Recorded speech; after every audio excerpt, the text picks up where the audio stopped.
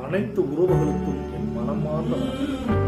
நான் வெற்றி பெறும்போது என்னை பாராட்ட வராத என் சொந்தங்கள், நான் தோல்வியடையும் போது என்னை பார்க்க வருகிறார்கள். எனக்கு ஆறுதல் சொல்ல அல்ல, நான் படும் கஷ்டத்தை பார்த்து ரசிக்க. நீ அழுகின்ற பொழுது உன் கண்ணீரை துடைத்து விடாத உன் சொந்தங்கள், நீ இறந்த பிறகு உன் பாடையை தூக்கி என்னை முன்னாடி நடக்கவிட்டு என் பின்னாடி வீசுகிறார்கள். கூர்மையான ஆயுதத்தை விட புதுமையான வார்த்தைகள். நீ விழுகின்ற பொழுது வேடிக்கை பார்த்துவிட்டு நீயே எழுந்த பிறகு ஏன் பார்த்து வரக்கூடாதா என்று சொல்கின்ற கூட்டம் இங்கு அதிகம். ஒரு மனிதன் தன் வாழ்க்கையின் இறுதி தருவாயில் நினைக்கிறான்.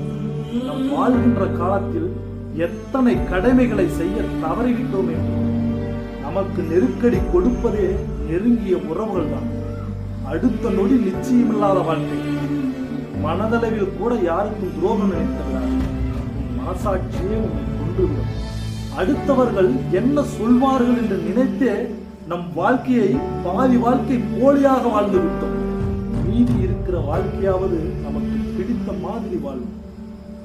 பணம் இருந்தால் அடுத்தவர்களாக இருந்தால் கூட நீ என் சொந்தம் என்று சொல்வார்கள்.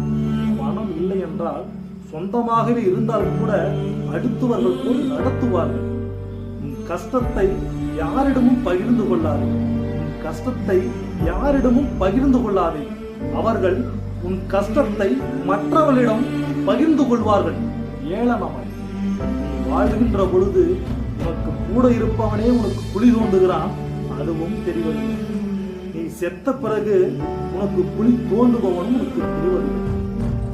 நெருக்கடி கொடுப்பதே நெருங்கிய உறவுகள் தானே. நாம் எத்தனை ஆண்டு காலம் வாழப்போகிறோம் என்பது நமக்கு தெரியாது. நாம் வாழும் வரை உறவுகளோடு சேர்ந்தே வாழ்வோம். ஏமாற்றம் வேண்டாம், மாற்றம் வேண்டும் என்று நினைக்கிறேன். இப்படி தர்மபுரி பிரபாகரன்.